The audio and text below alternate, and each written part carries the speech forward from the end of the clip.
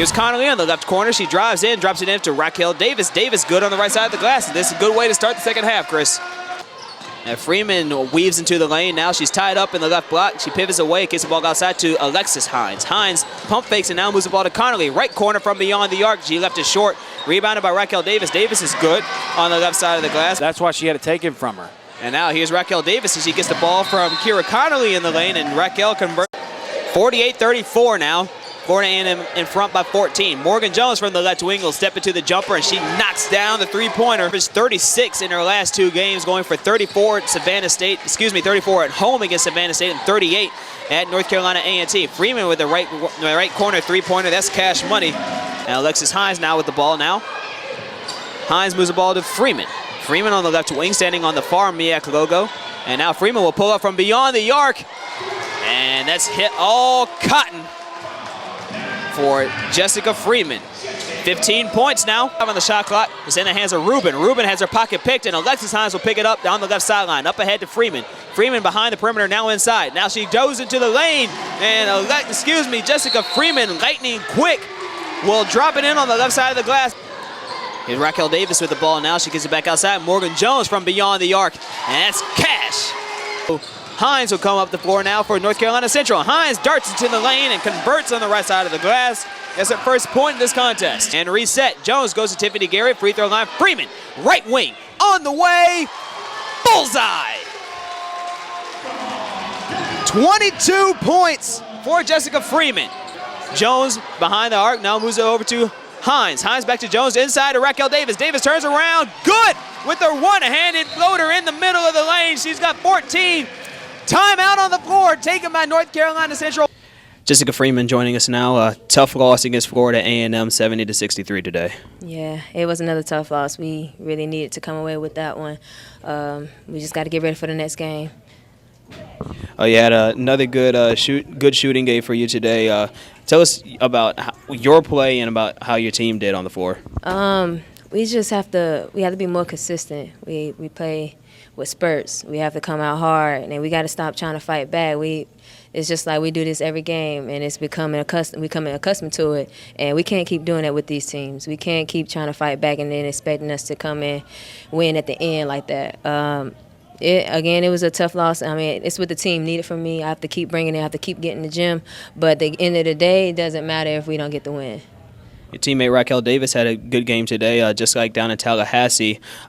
What was it like watching her on the floor today? Well, we knew that we needed to get her the ball. We knew that none of those posts could really guard her in that sense. We knew that she would do very well this game for us in the post. So we made sure we had to get it to her. And she made things happen down there, and it was hard to guard her. So it was great to see her get back to what she did in Florida. On the other side of the floor, you had Jasmine Grice that you had to contend with. How was it on the floor defending her? She's a great shooter. You never know if she's going to shoot it through or if she's going to pull up. She has a nice touch. We just have to probably just trap. It was hard to get it, but we needed to trap. We needed to come out hard again. It was our defense. So she's a great player. So I can't say much about that. South Carolina State this weekend on Saturday. How are you feeling going forward to that game? We just gonna have to make them pay. We have to get this win. We have to stop this losing streak and get another win in the conference. It's just not enough right now. So we have to make things happen when we go down to South Carolina.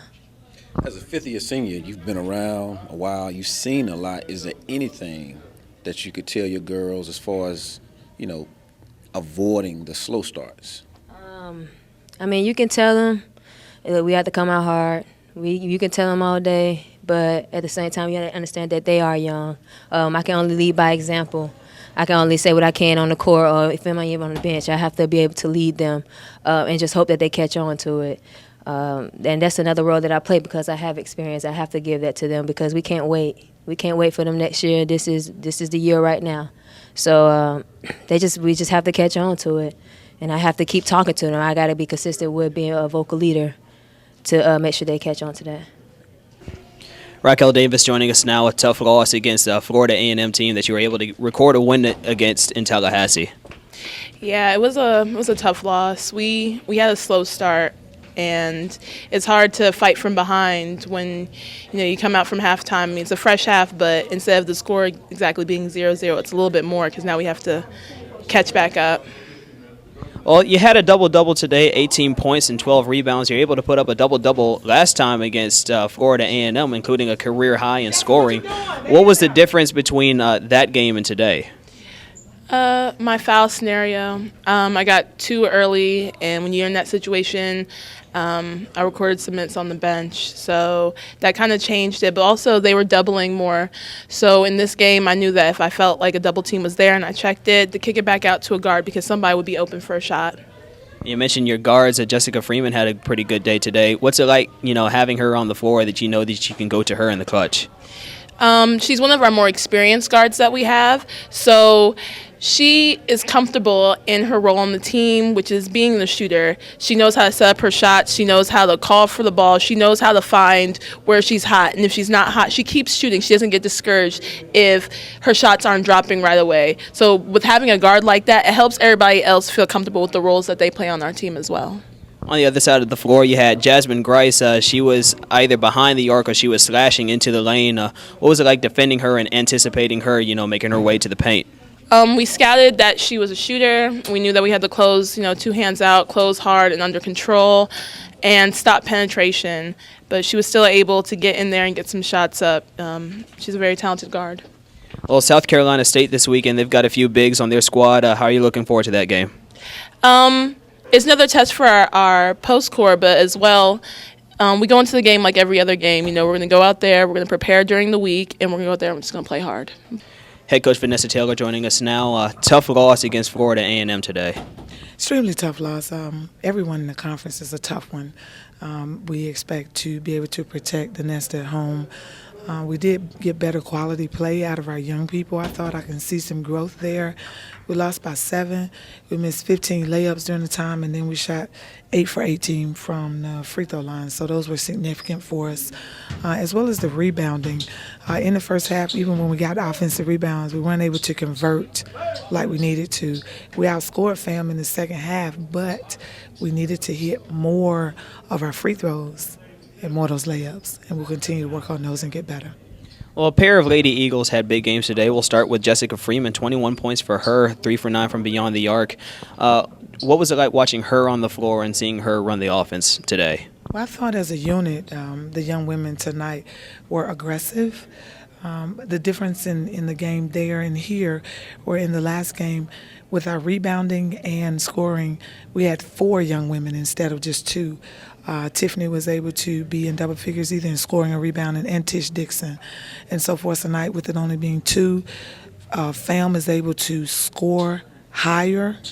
They're averaging about 70-some points a game, I think, or certainly between 68 and 72 points a game. And so with that, you got to be able to finish. You have to defend. You have to know where Grice is at all times. She's a high-power offense machine by herself. But I was happy with our number of assists, where we've been struggling in the area. We were up with 18 tonight. We'll continue to work on the free throws, our transition defense to give up fewer points in transition, and just continue to work hard and get better. I'll move over to Racquel Davis now. She had 18 points, 12 boards. She had a big game in Tallahassee against Florida A&M, and this is a Florida A&M team that had a starting 5 of all guards. How was she? What was the key for her to capitalize on the floor today? Well, she was able to read the doubles and just taking her time and finishing, gaining position, and then we have to be able to get our poster ball when they actually have position. A couple of times we were a little delayed with the pass on the inside, which allows the defense to come early with it. And then, too, like I said, within our post core, we have other young women that are able to be efficient. And at this point in the season, we're going to just have to be more efficient throughout our post core, and not just with Davis, but certainly we were happy with what Racquel put in tonight offensively and rebounding-wise. I'll ask you about Jasmine Grice on the other side of the floor. She had a big scoring day. This is a player that you had to key in on when you were scouting. What was it like out there, watching her? She's very efficient offensively. She's hard to stop. She elevates well, and she has the ability to create her own shot. And so when you have that kind of experienced guard, she's been playing in college now. This is her 5th year. She's a grad student like Jessica. They're also very intelligent, so they can play the game one step ahead. And when you're having to utilize tonight, we still had some foul trouble from Kira Connolly, which is one of our premier guards. And so we have to gain a better understanding and just know our value as well, so we're at full strength. She was definitely able to take advantage of that very early on. I think at halftime she already had 18 points.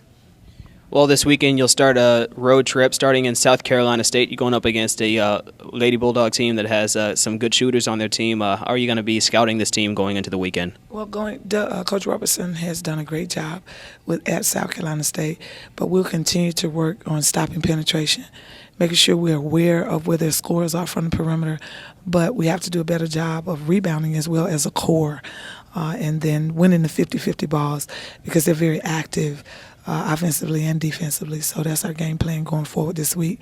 I know our young women are up for the challenge. We're just going to persevere. We'll get better each day, and we'll be ready to play the Bulldogs on Saturday. Coach, is there a drill that exists in practice that you can do that would teach your young ladies to to avoid those slow starts? Is there any drill like that would teach them? Yeah, there are things we do actually in the beginning of practice, like, starting practice with having to play the last 5 minutes of the ball game, because that's very intense. We always want to close the game well, so sometimes we'll start with that. And there are other drills that we do to get us going very quickly, but sometimes when you have a younger team, that's one of the issues where they go in not throwing punches but kind of go in sometimes feeling teams out. You can't do that in this conference. You got to come out throwing haymakers and everything else at the beginning of the game.